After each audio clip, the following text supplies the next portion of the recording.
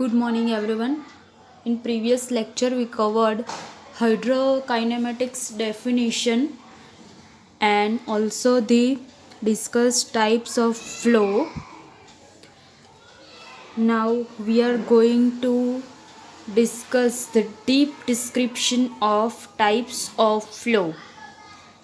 First is steady flow and unsteady flow.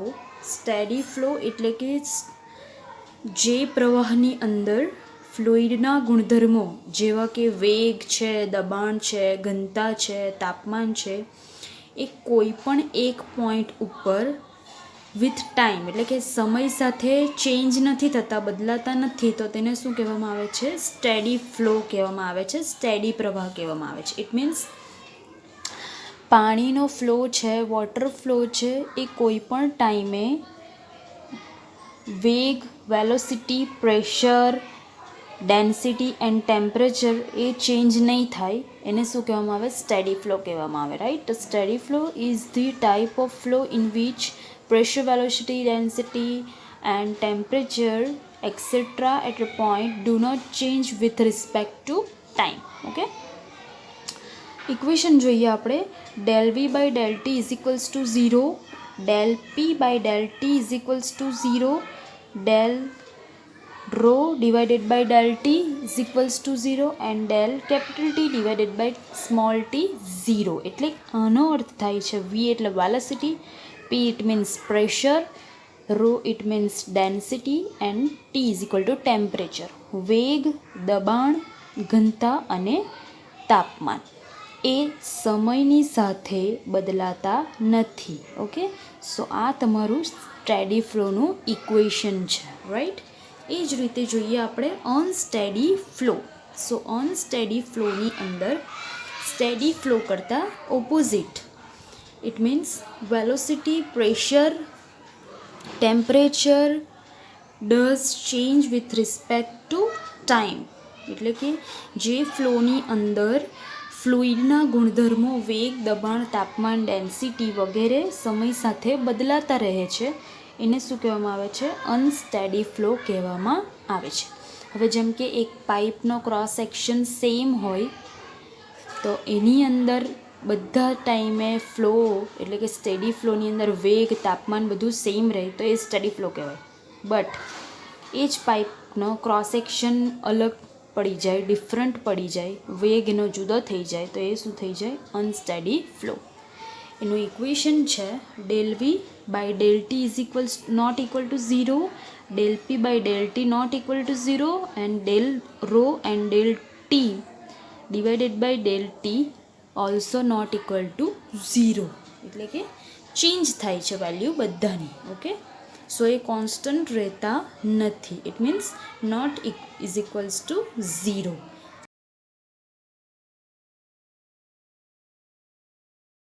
Next theory આપણે જોઈએ uniform flow and non uniform flow. Same વસ્તુ steady flow તમે learn કરી લો, study કરી લો, ધેન યુનિફોર્મ ફ્લો પણ એવું જ કંઈક છે જેની અંદર ફ્લુઇડના જે પાર્ટિકલ્સ છે એ પાર્ટિકલ્સની વેલોસિટી હરેક પોઈન્ટ ઉપર સેમ એટલે કે કોન્સ્ટન્ટ રહે તેવા ફ્લોને યુનિફોર્મ ફ્લો કહે છે. લાઈક આપણી પાસે પ્રવાહની લંબાઈ એટલે કે લેન્થ છે તો એ લેન્થ સેમ રહેવી જોઈએ, એને શું કહેવામાં આવે? યુનિફોર્મ ફ્લો કહેવામાં આવે. So uniform flow is defined as the type of flow in which the velocity at any point does not change with respect to space. કોઈ પણ જગ્યા ઉપર કોઈ પણ બિંદુ આગળ એ ફ્લો ચેન્જ થવો જોઈએ નહીં, એની વેલોસિટી ચેન્જ થવી જોઈએ નહીં. સ્ટેડી ફ્લોમાં હતું વિથ રિસ્પેક્ટ ટુ ટાઈમ અને યુનિફોર્મ ફ્લોમાં છે with respect to space. Okay, equation જોઈએ આપણે. del v by del s is equals to 0.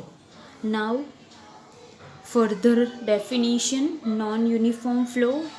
non-uniform પ્રવાહ એટલે કે જે પ્રવાહમાં ફ્લુઇડના પાર્ટિકલ્સ, કણો શું થઈ જાય? જુદા જુદા બિંદુએ એનો વેગ, ચેન્જ થઈ જાય, બદલાતો રહે, તો તેવા પ્રવાહને નોન યુનિફોર્મ ફ્લો કહે છે. Okay, del V by del S not equal to 0. બરાબર. So it is the type of flow in which velocity at any point change with respect to space. Okay, આપણે એની figure જોઈએ.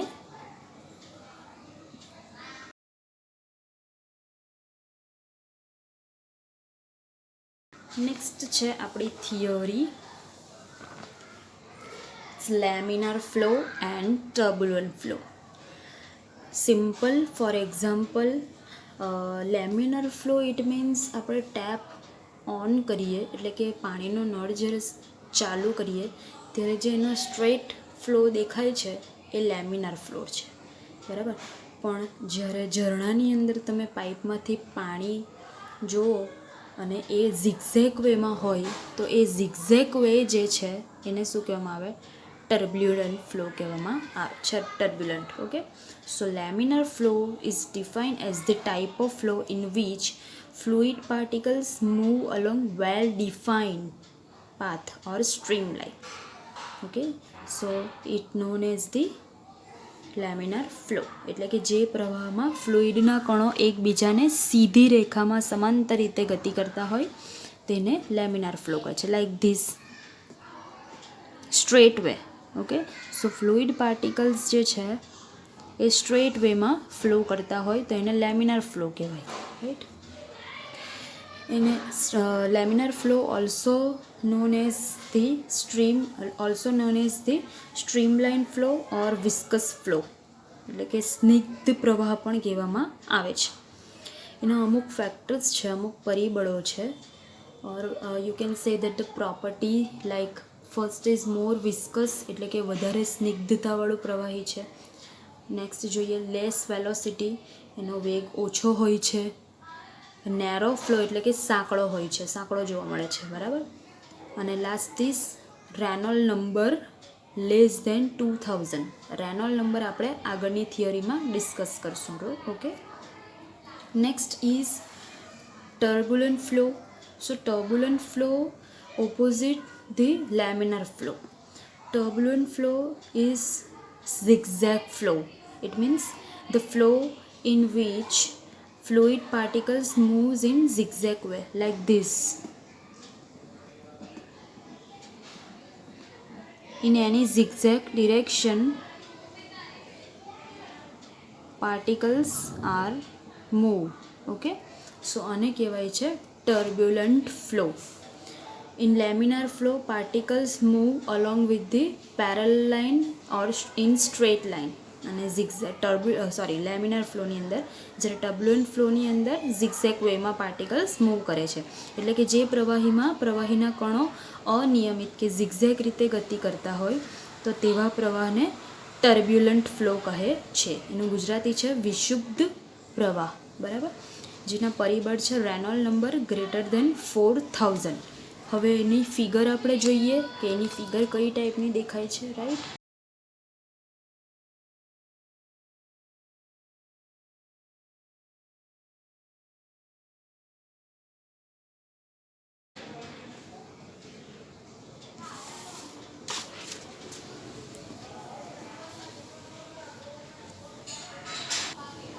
Now discuss about the rotational flow and irrotational flow.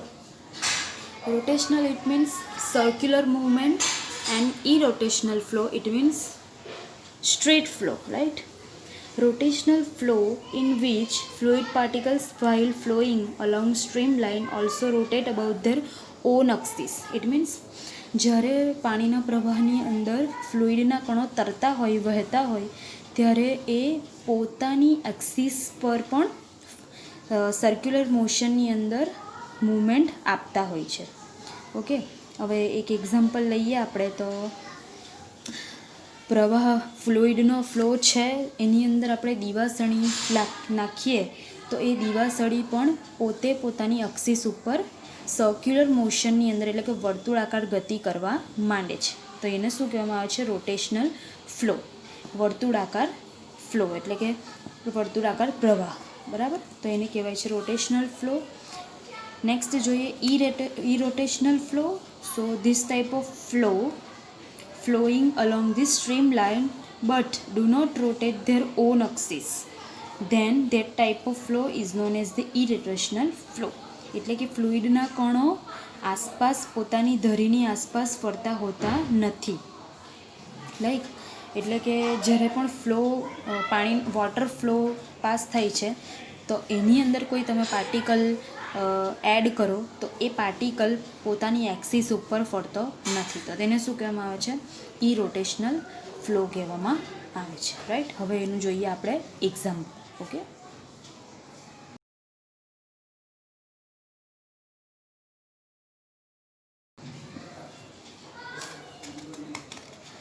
Next જોઈએ આપણે compressible flow and incompressible flow. So word પરથી આપણને idea આવે છે કે કમ્પ્રેસિબલ flow જે છે એટલે કે કોઈ ફ્લોને આપણે કમ્પ્રેસ કરી શકીએ, કોઈ પણ એલિમેન્ટ્સ છે એને આપણે કમ્પ્રેસ કરી શકીએ. It means it is known as the compressible. એ જ વસ્તુ છે કે ફ્લુઇડની ડેન્સિટી અને વોલ્યુમ એટલે કે ઘનતા અને કદમાં વારંવાર ફેરફાર થાય તો તેવા પ્રવાહને કમ્પ્રેસિબલ ફ્લો કહેવામાં આવે છે. એટલે એની ડેન્સિટી જે છે એ ચેન્જ થતી રહે છે. It means does not the constant. Okay, so that type of flow density of the fluid changes from point to point and in other words the density is not constant for the fluid. Also the volume the change point to point એટલે કે volume અને density છે એ point two point change થતી રહે છે. Example આપણે લઈએ તો બલૂનની અંદર વોટર ફિલઅપ કરવામાં આવે અને પછી આપણે એને કમ્પ્રેસ કરીએ, રાઈટ, તો it is known as the compressible flow or compressible fluid. But in case of incompressible flow the density and the volume is constant for the fluid flow.